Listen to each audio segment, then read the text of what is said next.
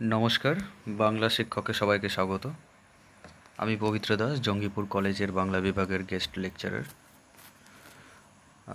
আপাতত মূলত কল্যাণী বিশ্ববিদ্যালয়ের বাংলা অনার্সের সিলেবাস অনুসরণে আমরা এখানে আলোচনা করব। আপাতত দ্বিতীয় ও চতুর্থ সেমেস্টার যেহেতু বর্তমানে রয়েছে, সেহেতু আমরা এই দুই সেমেস্টারের বিষয় নিয়েই আলোচনা করব।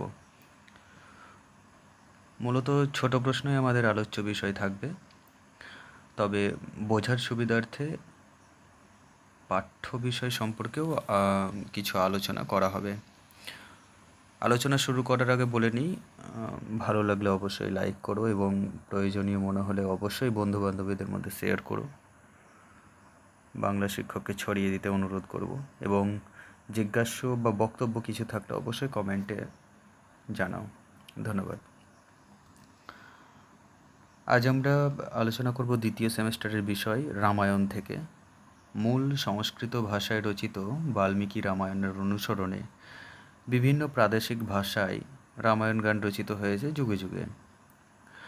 বাংলা ভাষাতেও বাল্মীকি রামায়ণ কথামৃতের সরল অনুবাদ হয়েছে কালে কালে একাধিক কবির দ্বারা।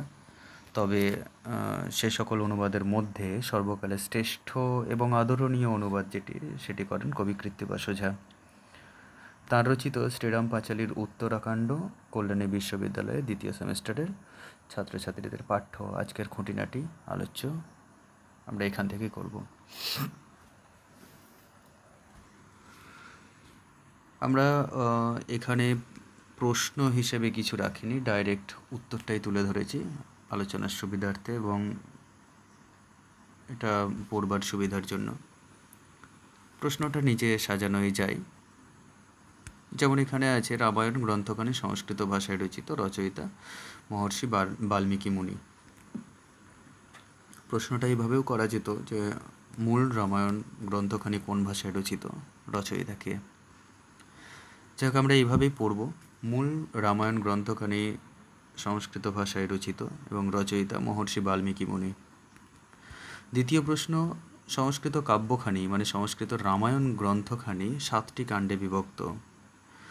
7টি কাণ্ডের নাম এখানে পরপর দেওয়া আছে। অবশ্যই ক্রমটা রক্ষা করতে হবে, কারণ যে কোনো কাব্যের বা যে কোনো ঘটনার ক্রম অনুসারে সাজানোটাই সব থেকে স্ট্যান্ডার্ড হবে। আমরা এইভাবে পড়ব: বালকাণ্ড, অযোধ্যাকাণ্ড, অরণ্যকাণ্ড, কিষ্কিন্ধাকাণ্ড, সুন্দরকাণ্ড, লঙ্কাকাণ্ড এবং উত্তরকাণ্ড। বালকাণ্ডে আছে ইক্ষ্বাকু বংশের বিভিন্ন রাজরাজাদের কাহিনী এবং রামচন্দ্র সহ বাকি 3 ভাইয়ের জন্ম বৃত্তান্ত। অযোধ্যাকাণ্ডে তাদের বড় হয়ে ওঠা, অরণ্যকাণ্ডে তাদের বনবাস বৃত্তান্ত, কিষ্কিন্ধাকাণ্ডে বানর সেনাদের কাহিনী, বানরদের কাহিনী। সুন্দরাকাণ্ডে আছে তোমার বর্ষাকালীন পরিস্থিতির জন্য, যুদ্ধকালীন বিরতির জন্য যে সুন্দর প্রাকৃতিক পরিবেশের বর্ণনা সেটা আছে। লঙ্কাকাণ্ডে যুদ্ধ এবং যুদ্ধজয়, রাবণের বিরুদ্ধে যুদ্ধ এবং যুদ্ধজয়। আর উত্তরাকাণ্ডে হলো এই সমস্ত ঘটনার একটা আখ্যান, রাজসভায় রাম রাজত্ব শুরু হওয়ার পর। মূল রামায়ণ মানে সংস্কৃত ভাষায় রামায়ণটি 24,000 শ্লোকে রচিত এবং এই শ্লোকটি অনুষ্টুপ শ্লোক। ঠিক আছে, অনুষ্টুপ ছন্দে লেখা শ্লোক। প্রাদেশিক ভাষার মধ্যে সর্বপ্রথম তামিল ভাষায়, প্রশ্ন এটা, সর্বপ্রথম কোন প্রাদেশিক ভাষায় অনুদিত হয়েছিল? এটি তামিল ভাষায় 11শ শতাব্দীতে মূল রামায়ণের অনুবাদ করেন কবি কম্বন।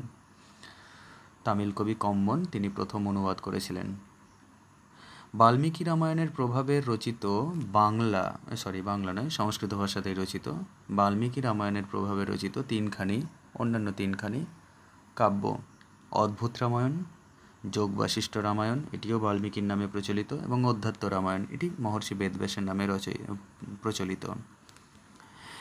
অধ্যাত্ম রামায়ণে বেদব্যাসের নামে প্রচলিত, এতে সীতা রাবণের কন্যা। আমরা খুব আমাদের যাত্রাপালাতে সাধারণত শুনে এসেছি যে সীতা নাকি রাবণেরই কন্যা। জনক রাজা তাকে হলকর্ষণের মাধ্যমে খুঁজে পেয়েছিলেন। তো সেই কাহিনীটা এই অধ্যাত্ম রামায়ণে আছে। প্রাদেশিক রামায়ণের গুলির মধ্যে জনপ্রিয়তার শিখরে রয়েছে দুটি। 1 নম্বরে আমার এখানে ক্রমটা একটু উল্টো হয়ে গিয়েছে, কারণ সময়ের হিসাবে বিচার করতে গিয়ে ক্রমটা উল্টো হয়েছে আর কি। বাংলা ভাষায় রচিত কৃত্তিবাস ওঝার শ্রীরাম পাঁচালী পঞ্চদশ শতক, এটি বাংলা ভাষার খুব জনপ্রিয় একটি কাব্য এবং সর্বাধিক জনপ্রিয় যদি কাব্য বলতে হয় সেটি হলো তুলসীদাসের লেখা, হিন্দি ভাষায় রচিত তুলসীদাসের লেখা রামচরিতমানস, সপ্তদশ শতকের কাব্য তুলসীদাসের আর রামায়ণ, যেটা রামচরিতমানস। সন্ধ্যাকর নন্দী আমরা জানি তিনি পাল বংশের শেষ রাজা রামপালের সভাকবি ছিলেন। সন্ধ্যাকর নন্দীর দ্ব্যর্থবোধক একটি শ্লেষ কাব্য রচনা করেছিলেন, সেটির নাম রামচরিত। এই রামচরিতে একদিকে আছে পাল রাজা রামপালের কাহিনী, আর অপর দিকে আছে একই কাহিনী অযোধ্যা রাজা রামচন্দ্রের কাহিনী। শ্লেষ মানে তো আমরা জানি, শ্লেষ অলঙ্কার আমাদের পাঠ্যও আছে। শ্লেষ অলঙ্কারের লক্ষণ হলো একটা শব্দ কিন্তু তার দুটো ভিন্ন ভিন্ন অর্থ থাকবে। তো এটি শ্লেষ কাব্য, একটি দ্ব্যর্থবোধক শ্লেষ কাব্য সন্ধ্যাকর নন্দী রচনা করেছেন, রামচরিত। কৃত্তিবাস পূর্ববর্তী বাংলা সাহিত্যের রামায়ণ অনুষঙ্গ কোথায় আমরা পাচ্ছি? কৃত্তিবাস তো বাংলা ভাষার প্রথম রামায়ণ অনুবাদক তথা প্রথম অনুবাদক। অনুবাদ সাহিত্যের সূচনাই ঘটেছিল আমাদের কবি কৃত্তিবাসের হাত ধরে। তো কৃত্তিবাস পরবর্তী বাংলা সাহিত্যে রামায়ণ অনুষঙ্গ কোথায় পাওয়া যাচ্ছে? পূর্ববর্তী, কৃত্তিবাসের পূর্ববর্তী। চর্যাপদের 34 নম্বর পদে রয়েছে, বরুচণ্ডীদাসের শ্রীকৃষ্ণ কীর্তন কাব্যে রয়েছে এবং বিদ্যাপতির কিছু রামসীতা বিষয়ক পদ রয়েছে। খুব গুরুত্বপূর্ণ এটা শুধুমাত্র যে সেকেন্ড সেমেস্টারের জন্য তা নয়, এটা ভবিষ্যতে এমএ ক্লাসে যখন আমরা পড়ব সেই সময়ের জন্য এটা খুব গুরুত্বপূর্ণ যে বাংলা পরবর্তী কৃত্তিবাস পূর্ববর্তী বাংলা সাহিত্যে কোথায় রামায়ণ অনুষঙ্গ রয়েছে? রামায়ণ অনুষঙ্গ রয়েছে চর্যাপদের 34 নম্বর পদে, বরুচণ্ডীদাসের শ্রীকৃষ্ণ কীর্তন কাব্যে এবং বিদ্যাপতির কিছু রাম সীতা বিষয়ক পদ রয়েছে, এই সমস্ত জায়গাগুলোতে রয়েছে। এবার আমরা চলে আসব কৃত্তিবাস ওঝা সম্পর্কিত আলোচনায়। কৃত্তিবাসী রামায়ণে ঢোকার আগে কবি কৃত্তিবাস সম্পর্কিত কথা। কৃত্তিবাস ওঝা নদিয়া জেলার ফুলিয়া গ্রামের অধিবাসী ছিলেন। ফুলিয়া, তার পিতার নাম বনমালী ওঝা, মাতা মালিনী দেবী, মতান্তরে মানিকী দেবী। আত্মবিবরণী, তার যে আত্মবিবরণী, কৃত্তিবাসের আত্মবিবরণী, সে আত্মবিবরণীর আবিষ্কারক হারাধন দত্ত ভক্তনিধি। তার রচিত কাব্যখানির নাম শ্রীরাম পাঁচালী। আর পৃষ্ঠপোষক গৌড়েশ্বরের নাম আমরা কোথাও পাইনি, কোথাও পাওয়া যায় না। অনুমান করা হয় এই গৌড়েশ্বর সম্ভবত কোনো মুসলমান শাসক ছিলেন, জবন ছিলেন, সেই জন্য তিনি তার পবিত্র কাব্যে এই নামটা তুলে ধরতে চাননি। যাই হোক, সেটা কতটা সত্য বা মিথ্যা সেটা আলোচ্য বিষয় নয় এই মুহূর্তে। পৃষ্ঠপোষক গৌড়েশ্বর। জন্মসাল জ্ঞাপক যে পয়ারটা আছে সেটি হলো আদিত্যবার শ্রীপঞ্চমী পূর্ণ, ব্র্যাকেটে পূর্ণ এই কারণে মতান্তরে পূর্ণ নাকি পূর্ণ, আদিত্যবার শ্রীপঞ্চমী পূর্ণ বা পূর্ণ মাঘ মাস তথিমধ্যে জন্ম লইলাম কৃত্তিবাস। আদিত্যবার মানে রবিবার, পঞ্চমী পূর্ণ মাঘ মাস মানে সরস্বতী পুজোর দিন, ঠিক আছে। তথিমধ্যে জন্ম লইলাম কৃত্তিবাস, রবিবার দিন সরস্বতী পুজো। যাই হোক, এই শ্লোকটা কিন্তু আমাদের চিরকাল মুখস্থ রাখতে হবে বাংলা অনার্সের ছাত্রছাত্রীদের জন্য। এটা আমাদের পরবর্তীকালে এমএ ক্লাসে গেলেও লাগবে, আবার যদি আমরা মধ্যযুগের বাংলা সাহিত্য নিয়ে যদি পড়াশোনা করি তখন লাগবে। এই কিছু কিছু জিনিস আছে যেগুলো আমাদের চিরকাল লাগে, প্রয়োজন। এটা একটা কাব্যের খণ্ড বিভাগ আমরা পড়ে এলাম এর আগে যে মূল রামায়ণটি, সংস্কৃত রামায়ণটি 7টি কাণ্ডে বিভক্ত, 7টি খণ্ডে বিভক্ত। আমাদের এই কাব্যটিও কিন্তু 7টি কাণ্ডে বিভক্ত, তবে সেখানে ছিল বালকাণ্ড, এখানে নামটা হয়ে গেছে আদিকাণ্ড। বাদবাকি সবই মোটামুটি একরকম। যেমন বালকাণ্ড থেকে হয়ে গেছে আদিকাণ্ড, অযোধ্যায় আছে, কিন্তু ওখানে ছিল অরণ্যকাণ্ড, এখানে হয়েছে আরণ্যকাণ্ড। কিষ্কিন্ধাকাণ্ড, সুন্দরাকাণ্ড, লঙ্কাকাণ্ড, ওখানে ছিল যুদ্ধ, এখানে লঙ্কাকাণ্ড, আর এটা উত্তরাকাণ্ড। ব্যাস এই কয়টা, আদি, অযোধ্যা, অরণ্য, কিষ্কিন্ধা, সুন্দর, লঙ্কা, উত্তরা।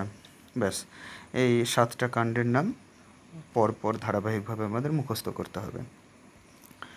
কৃত্তিবাসের রামায়ণ সর্বপ্রথম মুদ্রাযন্ত্রের সংস্পর্শে আসে 1802-3 সালে গ্রন্থাকারে প্রথম প্রকাশিত হয় শ্রীরামপুর খ্রিস্টান মিশন থেকে। এইটার সম্পর্কে দুটো কথা বলে নিই মনে রাখার সুবিধার্থে। আমাদের প্রেস যখন ভারতবর্ষের তখন সেন্টার তো কলকাতায় যখন প্রেস প্রতিষ্ঠিত হলো, ছাপাখানা প্রতিষ্ঠিত হলো, শ্রীরামপুর মিশন নিয়ে যখন প্রতিষ্ঠিত হলো এই ছাপাখানা, সেই সময় সেখানকার পাদ্রীরা মানে ধর্মপ্রচারক, খ্রিস্টান ধর্মের প্রচারকরা, তারা ভেবেছিলেন যে হিন্দু ধর্মের এই সমস্ত গালগল্প কথাগুলো, এই সমস্ত কুসংস্কারাচ্ছন্ন কথাগুলো যদি আমরা প্রচার করতে পারি ঘরে ঘরে, তাহলে পরে হয়তো সেই ধর্মের প্রতি বিতৃষ্ণ হয়ে সাধারণ মানুষরা খ্রিস্টান ধর্ম গ্রহণ করবে, বিজ্ঞান সর্বস্ব খ্রিস্টান ধর্মটা গ্রহণ করবে। সেই কারণে তারা হিন্দু ধর্মের কিছু গ্রন্থ, রামায়ণ, মনসার পূজার কাহিনী, মহাভারত বা এরকম কিছু কিছু গ্রন্থ তারা অনুবাদ করেছিলেন। তার মধ্যে একটা ছিল আমাদের এই শ্রীরাম পাঁচালী। 1843 সালের পুঁথিটি ছাপা হয়, সমগ্র 7 কাণ্ডের মধ্যে 5 কাণ্ড প্রকাশিত হয়। কাব্যের রচনার উদ্দেশ্য, কৃত্তিবাস যে কাব্য রচনা করেছেন তার উদ্দেশ্যটা কী ছিল না, লোক নিস্তারের জন্য কবি কাব্য রচনা করেছেন। কবি বলেই দিয়েছেন, লোক নিস্তারিতে কহি পাঞ্চালী রচিয়া। ঠিক আছে, এইটা ছিল তার শ্লোক। তো সেটা আমরা এখানে গদ্যাকারে লেখা হয়েছে যে লোক নিস্তারের জন্য কবি কাব্য রচনা করেছেন। কাব্যের শ্লোকটা ছিল এরকম, লোক নিস্তারিতে কহি পাঞ্চালী রচিয়া। যাই হোক, কাব্যে কোন কোন কাব্যের প্রভাব, মানে আমাদের বাংলা রামায়ণ কাব্যে কোন কোন কাব্যের প্রভাব রয়েছে সেটা দেখতে হবে। কৃত্তিবাসী রামায়ণের প্রভাব আছে, অদ্ভুত রামায়ণের প্রভাব আছে, বিভিন্ন পুরাণ, স্কন্দ পুরাণ, বৃহদ্ধর্ম পুরাণ, কালিকা পুরাণ ইত্যাদি পুরাণের প্রভাব আছে, লোকসাহিত্যের প্রভাব আছে এবং কবির মৌলিক সংযোজনও আছে। কৃত্তিবাস তাঁর কাব্যে নাম ভক্তিবাদ প্রকাশ ও প্রচার করেছেন। এবার নাম ভক্তিবাদটা কী জিনিস না, নাম ভক্তিবাদ মানে হলো আমাদের হিন্দু ধর্মের নাম ভক্তিবাদ বলতে কৃষ্ণ নাম, হরিনাম, রাম নাম। ঠিক আছে, এই নাম ভজনা করলে পরেই নাকি ভবতরী পার হওয়া যায়। এই ভক্তি বা এই নামবাদ, এইটা তিনি এই কাব্যের মধ্যে প্রচার করতে চেয়েছেন, এটা তার উদ্দেশ্য ছিল। উত্তরাকাণ্ড প্রসঙ্গে এবার কথা আসছে। উত্তরাকাণ্ডে মোট অধ্যায় হলো 64টি। ঠিক আছে, খুব গুরুত্বপূর্ণ শর্ট কোশ্চেন একটা। আমরা এবার আমরা কাব্য বেসিসে আমরা পড়তে শুরু করেছি, ঢুকে গেলাম। উত্তরাকাণ্ডে মোট অধ্যায় সংখ্যা হলো 64টি, মনে রাখতে হবে 64, 64টি অধ্যায় আছে। তার প্রথম অধ্যায়টির নাম হলো শ্রীরামের সভায় মুনিগণের আগমন, আর শেষ অধ্যায়টির নাম হলো শ্রীরাম, ভরত ও শত্রুঘ্নের স্বর্গারোহণ। তাহলে কি হলো, মনে রাখার সহজ উপায় কি, শ্রীরামের সভায় মুনিগণের আগমন। আমরা জানি উত্তরাকাণ্ডের বিষয়বস্তু মোটামুটি আমাদের জানা আছে, আমরা অবশ্যই কাব্যটা একটু হলেও পড়েছি, অন্ততপক্ষে একবার হলেও পড়েছি গোটা কাব্যটা, এবং কাব্যের বিষয়বস্তু সম্পর্কে জানি যে আমাদের রাম রাজা হয়ে গিয়েছেন, এবং রাম রাজা হয়ে যাওয়ার পর সেইখানে তাদের বিচার চলছে যে কে বড় বীর, বিচার না ঠিক আলোচনা চলছে যে কে বড় বীর।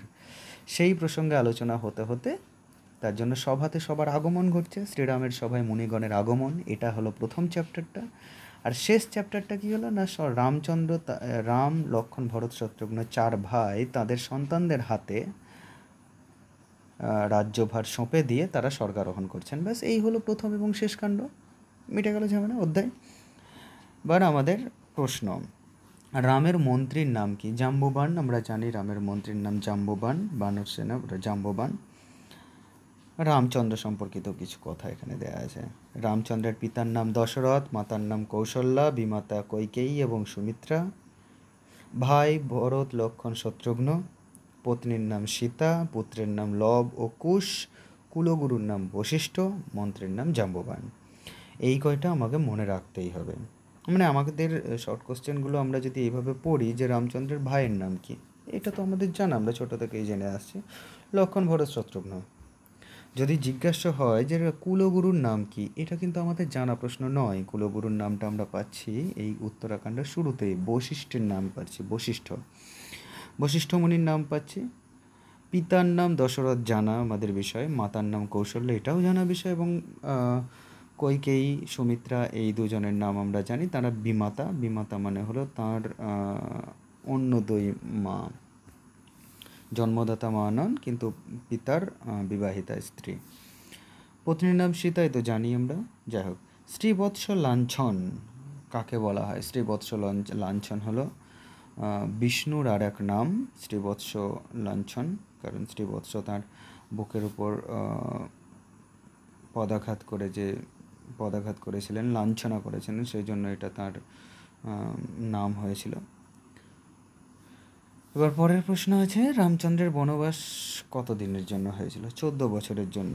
কিসের জন্য হয়েছিল? না মাতা কৈকেয়ীর আজ্ঞায় বা মাতা কৈকেয়ীর আজ্ঞায় আর পিতার আদেশে বনবাসে গিয়েছিলেন। এর মধ্যে একটা কাহিনী আছে, আমরা জানি যে মাতা কৈকেয়ী যখন অল্প বয়স্কা ছিলেন তখন তিনি একদিন দশরথকে যুদ্ধক্ষেত্রে প্রাণ বাঁচিয়েছিলেন এবং সেই প্রাণ বাঁচানোর জন্য সেই সময় তিনি দুটো বর প্রদান করতে চেয়েছিলেন, কিন্তু কৈকেয়ী বুদ্ধিমত্তার সঙ্গে সেই সময় বলেছিলেন যে সময় হলে চেয়ে নেব। পরবর্তীতে তিনি সেটা ভুলে গিয়েছিলেন। দাসী মন্থরার প্ররোচনায় তিনি তার মাথায় কুবুদ্ধি প্রদান করে তিনি এই বরটা আদায় করেছিলেন যে রামচন্দ্রকে, মানে নিজের পুত্রের সুবিধার জন্য রামচন্দ্রের 14 বছরের বনবাস এবং পুত্র ভরতের অযোধ্যায় সিংহাসন প্রাপ্তি, এই দুটো বর পরবর্তীতে তিনি চেয়েছিলেন।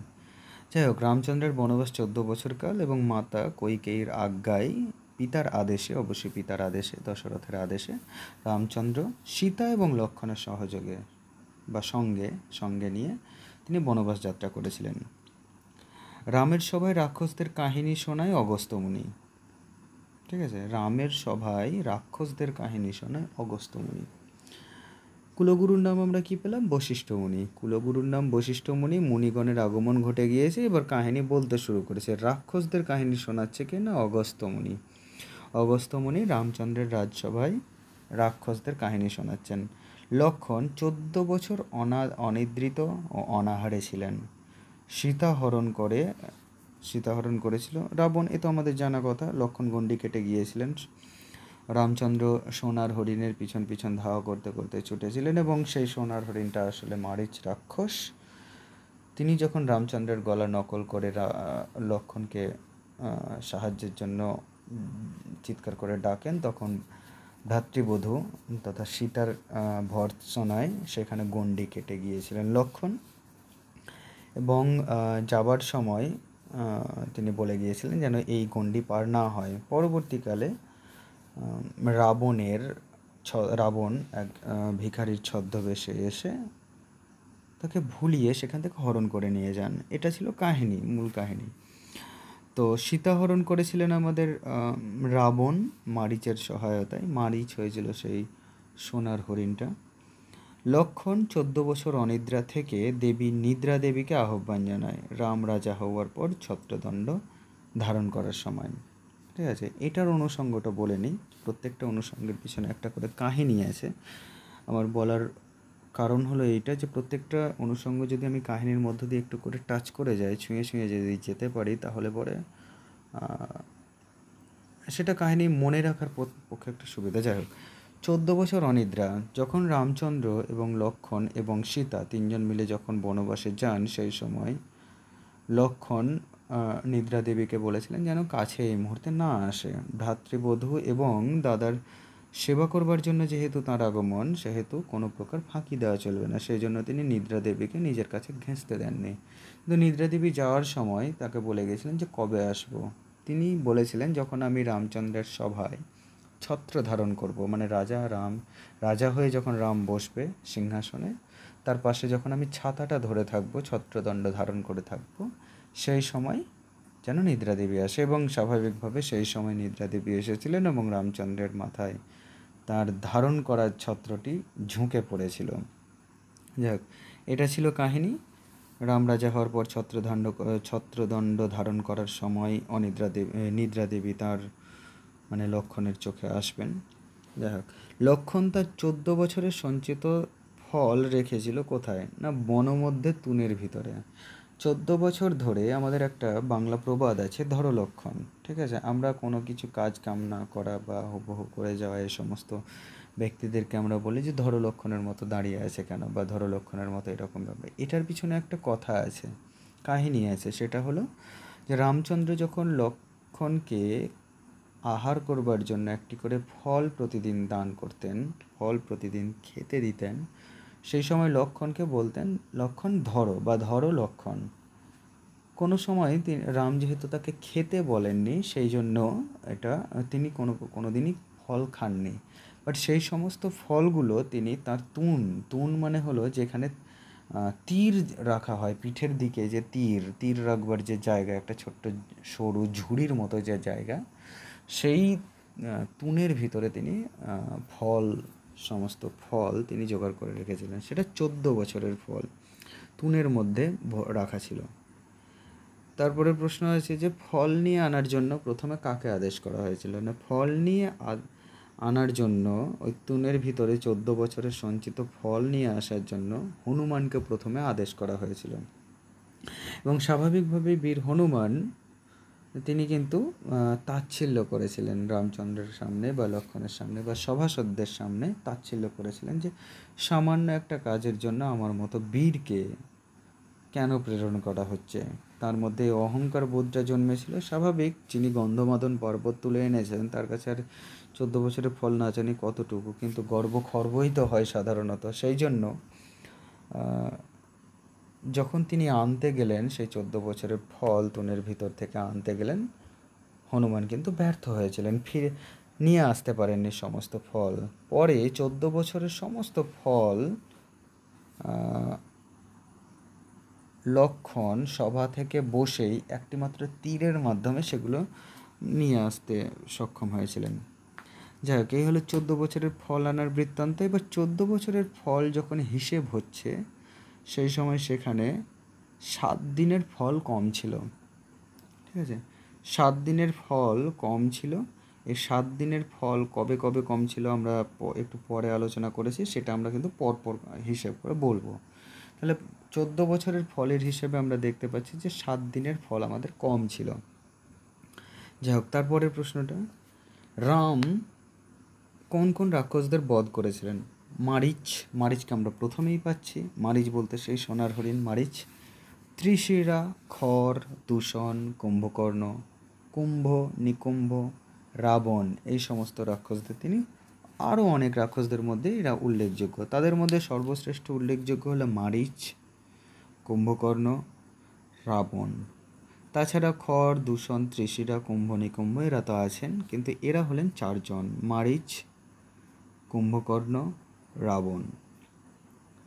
যাই হোক, লক্ষ্মণ হত্যা করেছিলেন কাকে? লক্ষ্মণ অনেক রাক্ষসদের সাথে সাথে সবথেকে গুরুত্বপূর্ণ যে সেনাপতি তাকে হত্যা করেছিলেন তিনি হলেন ইন্দ্রজিৎ মেঘনাদ। এই মেঘনাদ হলেন রাবণ রাজার মেরুদণ্ড। এই মেরুদণ্ডটা ভাঙতে সাহায্য করেছিলেন লক্ষ্মণ, যাকে হত্যা করতে গেলে পরে 14 বছর বর ছিল বাংলা রামায়ণ অনুসারে।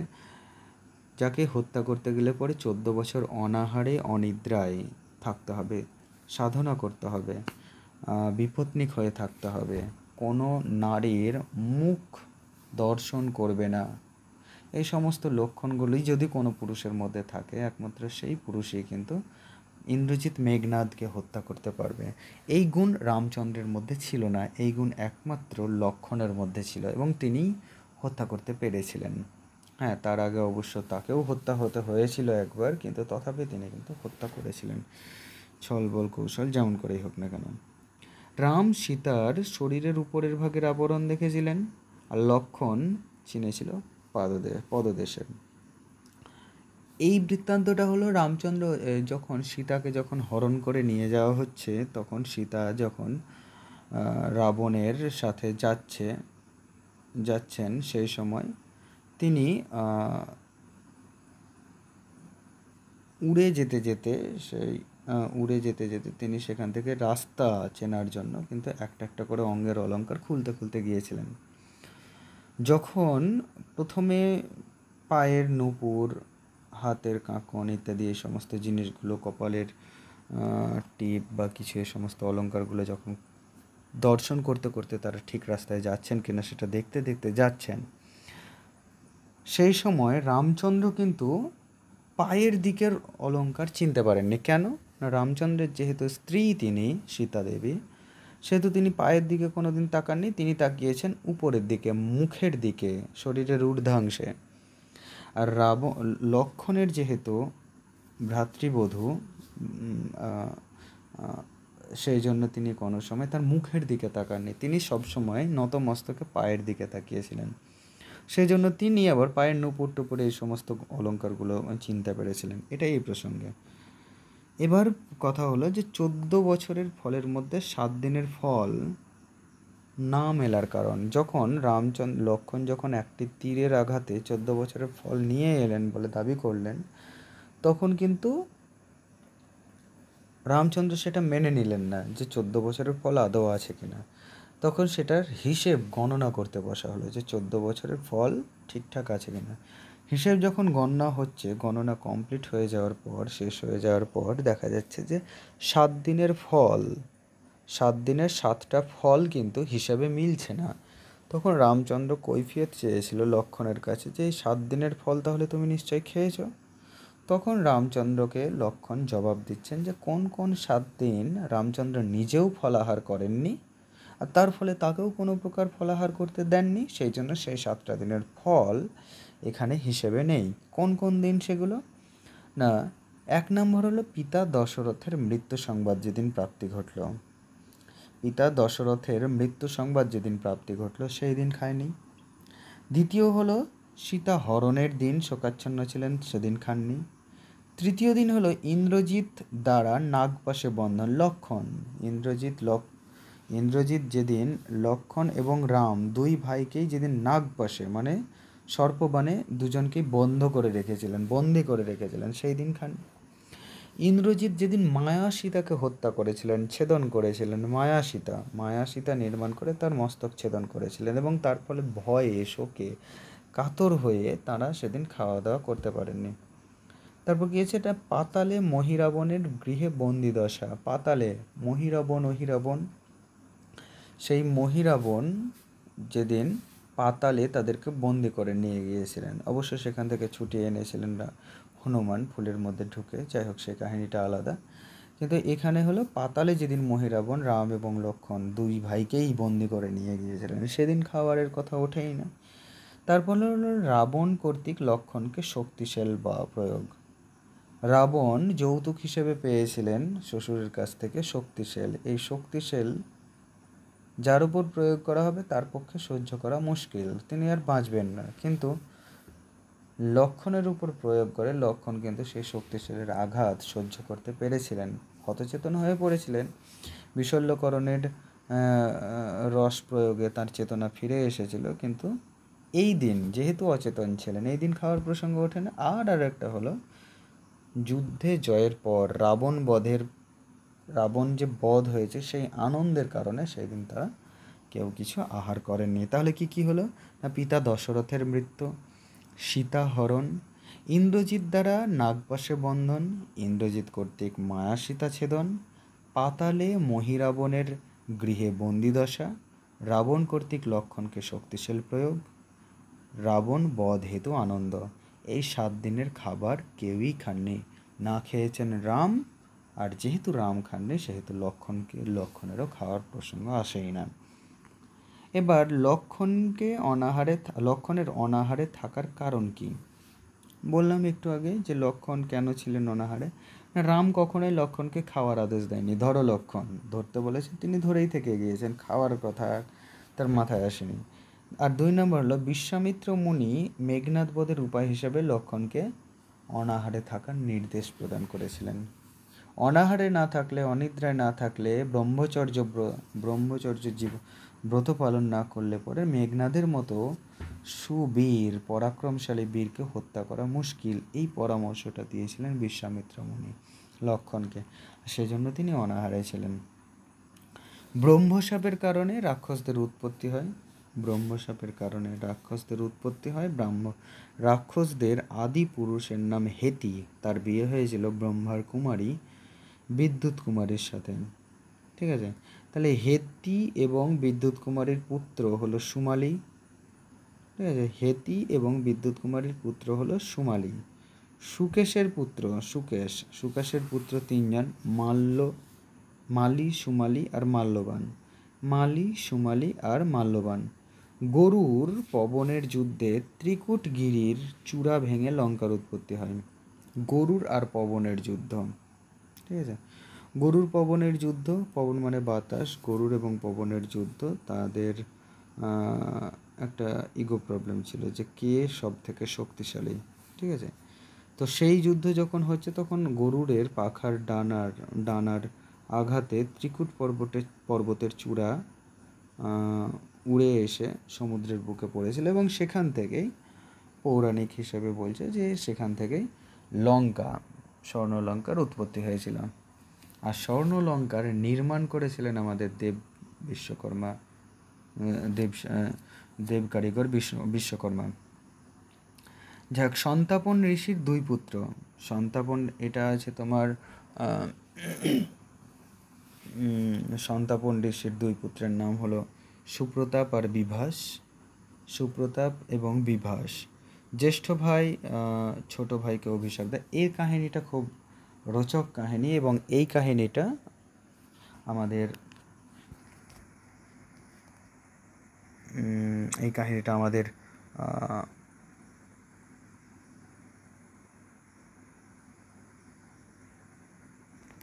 কৃত্তিবাস ওঝার একটা মৌলিক কাহিনী। এই কাহিনীতে যেটা আছে যে সন্তাপন ঋষি তার দুই পুত্র সুপ্রতাপ এবং বিভাসকে কোনো প্রকার সম্পত্তি বন্টন করে না দিয়েই মারা যান এবং মারা যাওয়ার সময় সুপ্রতাপের অধীনে, বড় পুত্রের অধীনে যেহেতু সমস্ত সম্পত্তি ছিল, তিনি কিন্তু ছোট ভাই বিভাসকে কিন্তু কোনো প্রকার সম্পত্তির ভাগ দিতে চাননি। ভাগ দিতে না চাওয়ার কারণে কি হয় না, তিনি পরবর্তীতে এক মুনির কাছে নালিশ জানান এবং সেই নালিশ অনুযায়ী যেহেতু ভাগ বাটোয়ারা হয়ে যাওয়ার কথা, যে অর্ধেক ভাগের কথা উঠে আসে, তখন বড় ভাই বাহানা করেন যে ঘরের কথা বাইরে বলার কারণে তিনি কোনো প্রকার দেবেন না, সম্পত্তি দেবেন না। উপরন্তু তিনি অভিশাপ দেন যে কচ্ছপ হয়ে যেন থাকে।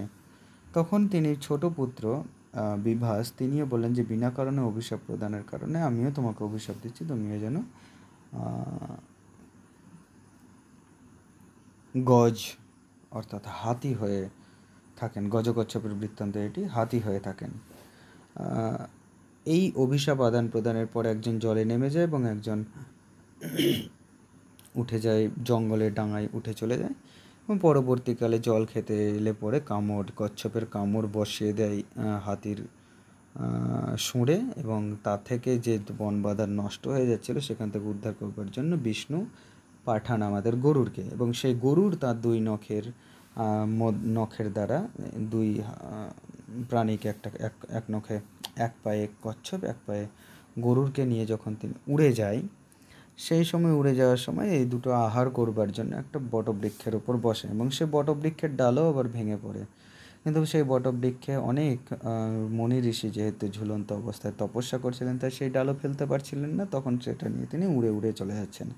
তখন সেই ডাল নিয়ে উড়তে বিষ্ণুর পরামর্শে বা আদেশে ত্রিকূট পর্বতের চূড়ার ওপর বসেন এবং ত্রিকূট পর্বতের চূড়ার ওপর বসলে পরে বায়ু, পবনদেব তার ইগোতে লাগে এবং সেইখান থেকেই তিনি ঘোষণা করেন যে কে শক্তিশালী। তখন বায়ু মানে অনবরত আঘাত প্রদান করলে পরে যখন কোনো কিছু নড়াতে না পারেন, তখন বিষ্ণুর আদেশে তিনি বায়ুকে জিতিয়ে দিয়ে নিজে পরাজয় স্বীকার করেন। যাই হোক, এই ছিল ঘটনা। কনিষ্ঠ ভাই জ্যেষ্ঠকে অভিশাপ দেয় কচ্ছপ হয়ে সরোবরে প্রবেশ করে, আর জ্যেষ্ঠ ভাই ছোটকে অভিশাপ দেয় গজ হয়ে বনে প্রবেশ করবে। এই জায়গাটার মধ্যে একটু আছে, সংশোধন বলতে পারো বা ভুল আছে। ভুল অবশ্যই কাব্যেরই এটা, কারণ কাব্যে কবি একবার বলেছেন যে জ্যেষ্ঠ ভাই ছোট ভাইকে অভিশাপ দিয়েছেন গজ হওয়ার, আবার একবার বলেছেন যে কচ্ছপ হওয়ার। কিন্তু যেটা যদি হিসেব করে দেখা যায় তাহলে পরে এটাই হবে যে ছোট ভাই বড় ভাইকে অভিশাপ দিয়েছিল গজ অর্থাৎ হাতি হওয়ার, কারণ হাতির শুঁড়ের মধ্যে সেই অলঙ্কারগুলো ভরা ছিল, ঠিক আছে। আর কনিষ্ঠকে জ্যেষ্ঠ অভিশাপ দেন কচ্ছপ হওয়ার, কচ্ছপে কামড়ে ধরেছিল সে সম্পত্তি ভাগ পাওয়ার জন্য। যাই হোক, সন্তাপন মুনির মৃত্যুর পর দুই ভাইয়ের সম্পত্তি বন্টন করেন বশিষ্ঠ মুনি। আমরা বললাম যে এক মুনি এসেছিল, তিনি বশিষ্ঠ মুনি।